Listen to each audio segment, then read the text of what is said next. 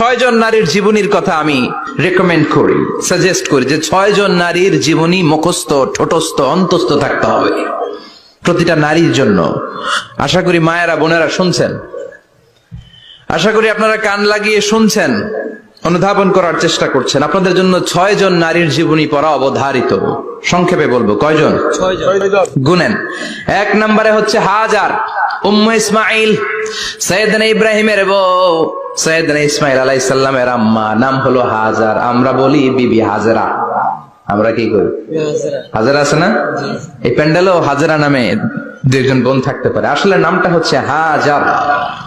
নামটা কি? হাজার। হাজার। এই হাজার হচ্ছে আপনাদের 1 নাম্বার মডেল।